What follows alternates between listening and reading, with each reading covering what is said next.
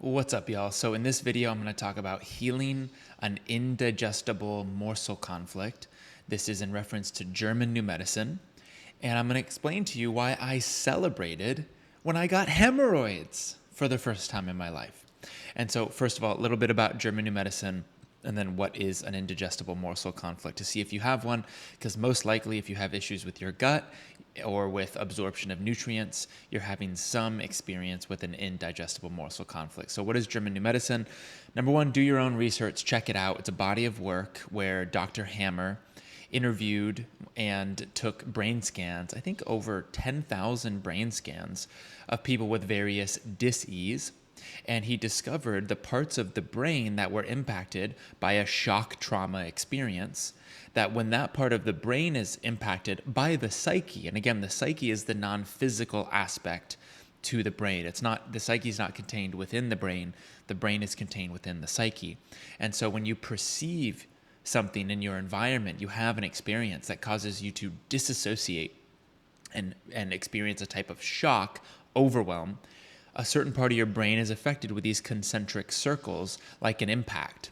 And that, depending on what part of the brain, is going to affect certain parts of your physiology, your biology, your chemistry, your hormones. And every dis-ease, literally every one, can be explained, and the entire biological function can be traced back to a certain event that the dis-ease is an effect of. And why is this so revolutionary? Because it shows us at least 98, 99% of dis-ease is psychosomatic. And it's not that there's anything wrong with the body. It's what Dr. Hammer refers to as a biological, oh man, what's the specific name? It's like a biological response, a specialized program, biological specialized program, meaning everything that's happening in your body is your biology's attempt to survive and support itself and to rebalance and to adapt to its environment. There's no real such thing as your body just hurting itself, attacking itself, breaking down, something wrong with it. They're all very specific survival responses based on how you're perceiving your environment. And typically, when you have symptoms, not always, but typically when you have symptoms, you're actually entering what's called a healing phase, which modern medicine might call that the hot phase, which is typically when there's inflammation, because inflammation is often bringing bacteria to a certain area of the body where there was cell proliferation, so that bacteria can eat up those cells because they're no longer needed. And the cell proliferation was a survival response that served some sort of vital function. And I'll talk about the indigestible morsel conflict in a second and what that was, what mechanism was turned on there. And this is, in modern medicine, this is what people try to mitigate. They try to reduce the inflammation, or they take antibiotics, and it takes away their body's abilities to send the right bacteria to a certain site in the body to eat all the excess cells that were created and debris that was created. And then you get a whole host of other problems. So in German medicine, this hot phase is the healing phase. The cold phase is what's called the active phase. And this is typically, not always, but typically pre-symptomatic. So you can be in a survival state, not have symptoms. And then you resolve the conflict that is putting you into that survival state, and then you might get sick. And the sickness is actually just a rebalancing of the current imbalance or the previous imbalance due to the conflict. And so we want to actually help our body with the healing stage, not suppress those symptoms, because again, this is German medicine is proof that the symptoms are the cure and that we really don't need to fear them. So dive into GNM if you want to learn more about that. But I'm going to go into resolving digestive issues that you might be experiencing, how I did that, and a little bit about the science of an indigestible morsel conflict. So first I'll give the example. Biologically, what is an indigestible morsel conflict? Well, if we just look at a very materialistic point of view, it's if you eat something and maybe there's a bone in like a piece of meat or something you ate and you swallowed it and your body goes, uh-oh, we can't digest that. Now we need to increase the thickness of the cell membrane, of the cell walls in the intestines, and we need to proliferate, create more cells. And that's going to protect your intestinal lining, maybe your colon, from it being punctured and creating leaky gut or other complications. Now, one response that could also happen is that you lose the ability to absorb nutrients because you're thickening this cell wall, and and the body's trying to protect itself, so it's kind of sacrificing one thing for something else due to survival. And this is what happens when we can't digest something in our life, because our biology might have a very physical response and a physical way to adapt to actual physical threats, but our body doesn't know the difference between a physical threat and an imagined threat or a perceived threat. So if there's something that happened that we just can't digest, we can't digest something in life, which for me it was different aspects of my previous relationship, and I'll go into that in a moment, then your body believes it's going to impact the same part of the brain, and your body's going to go, oh, there's something that we can't digest. So turn on all these mechanisms that affect your digestion.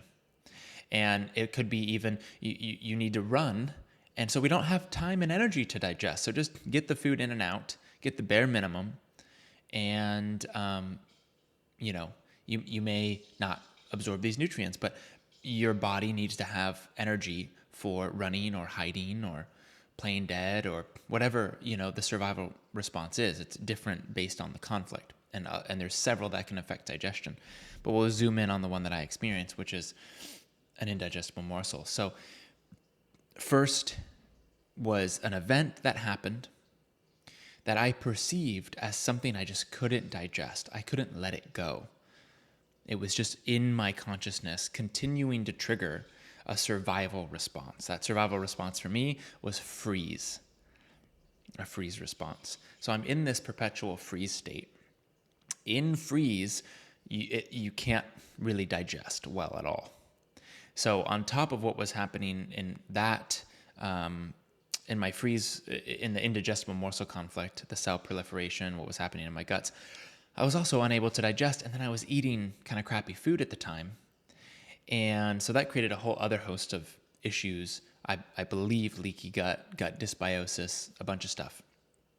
And it completely threw my gut out of whack, and then that created brain fog, right? Because typically the number one creator of brain fog is the gut. And it's not just the gut, it's the conflict that's causing the gut to be imbalanced and leaky gut, which is then creating leaky brain, right?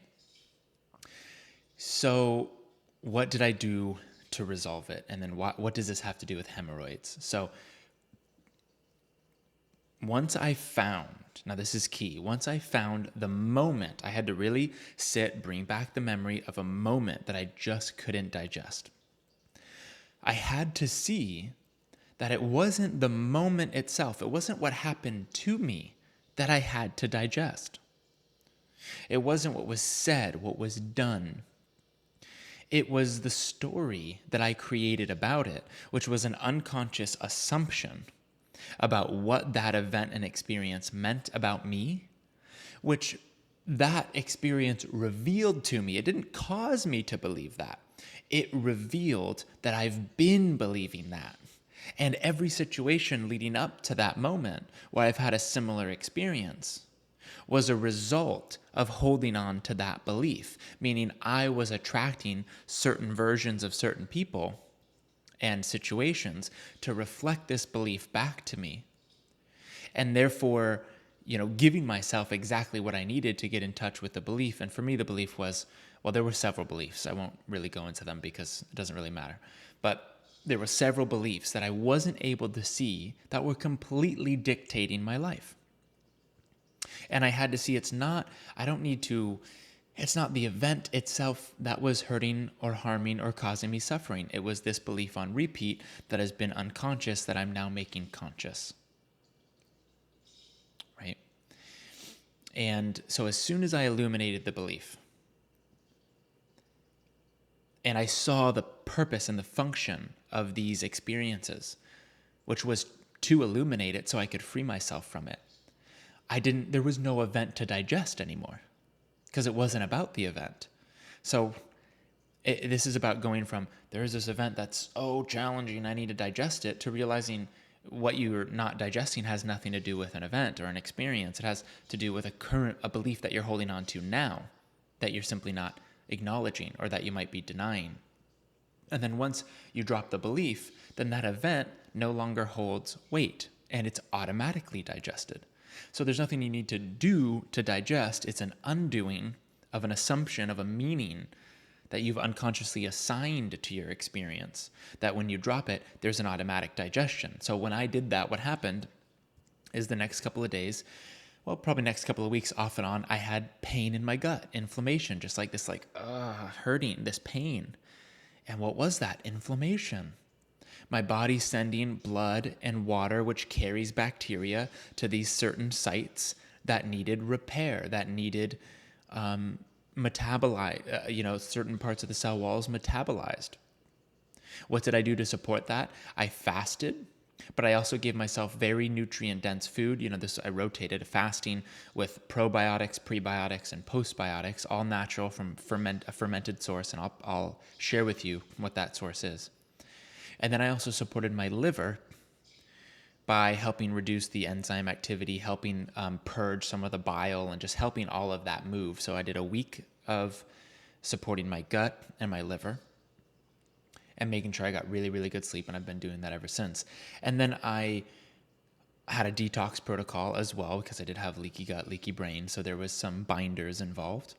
And then there was the giving my body nutrients in the most bioavailable form. So animal products, and then I also chose to supplement in a liposomal way certain vitamins and minerals, just to ensure that during this time I'm giving my body what it needs. And there was also a hot and cold therapy, which is going to support in creating a type of antioxidant response, natural antioxidant response, and support the process. So all of this inflammation starts happening. And that inflammation of this bacteria eating all the extra cells that were created in this survival response, my gut's starting to seal up. And then what happens is that the cells that are being metabolized, all of that extra matter needs some place to go. And this is where the hemorrhoid comes into relevancy. In a sense, what's happening is there are things, debris or cellular debris that's being carried out of the body, and that last exiting of the body is the hemorrhoid. And so the gut pain, I think at times I had night sweats as well. The night sweats, the gut pain, and the carrying out of my body in the form of hemorrhoids, as soon as that started happening, I was celebrating.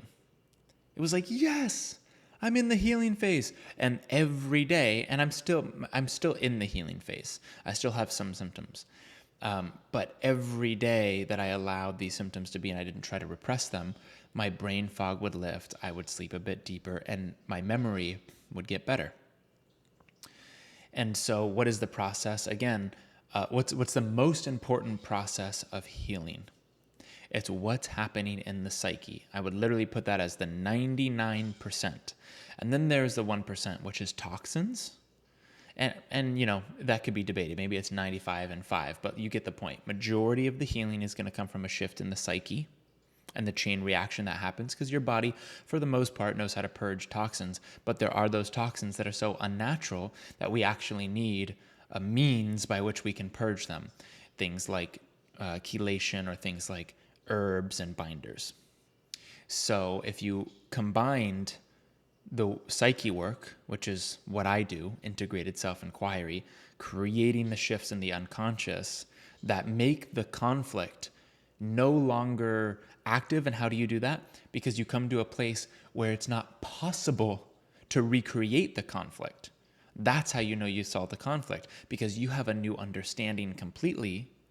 You've made the unconscious conscious, and now you can't repeat that pattern because you've transcended it. So there's no fear in repeating it. You can laugh at it. That's how you know you've resolved the conflict. Once that happens, then it's just about facilitating what your body normally does. If you're heating up naturally, then allow yourself to do that, or even go in a sauna for a little bit. Bring on the heat, because so often the heat will kill certain bacteria. It's going to be purging, things like heavy metals out of your body. So, give it the right bacteria, populate the gut with all the right bacteria to help your body move this bacteria where it needs to be to create balance in the system. Go through a detox protocol. Have a few days of fasting where you can completely rest your digestive system and let the repair happen. So I'll put that in the 1% or the 5% category, and the 95% in the psyche category.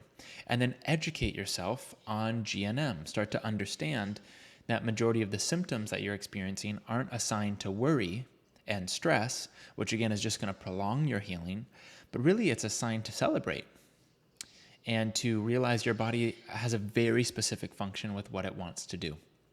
So if you're looking for support in healing gut and brain issues, reach out to me, because again, the psyche, these shock moments, we can get to them typically in just several sessions, sometimes just one session with ISI, integrated self-inquiry, because we not only dive into the psyche, but we make peace with the somatic expression of the psyche as well, namely your feeling state, your emotion, and we kind of let it bubble up and come out and be transmuted.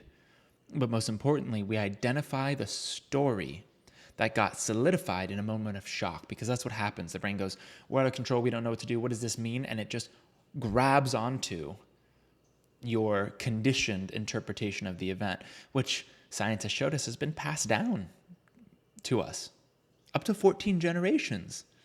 So once you see what that story was, and you see it doesn't make sense, you see it has nothing to do with you, you see it was just an assumption, and you have that aha moment, healing happens instantaneously. Literally, that part of the brain releases. It changes your chemistry, your biochemistry, your physiology, your hormones. In men, if you have 4 or more conflicts on the right side of your brain, you have clinical depression, and your testosterone will tank. If you just resolve one of those, you're out of depression and your testosterone comes back up. And there's equivalence to women as well. So many of the things we go, oh, well, I'm just 30, I have low testosterone now. Most often, that's just a series of conflicts that have been unresolved. That even when you just pluck one, you'll have a total change in your physiology. So if you're looking for support in resolving conflicts, healing the body, transforming your day-to-day experience, being vital again, bringing back the energy, memory, cognition, strength, vitality, whatever it is, this work, in my opinion, is the direct path to resolving conflicts and coming back into the natural state.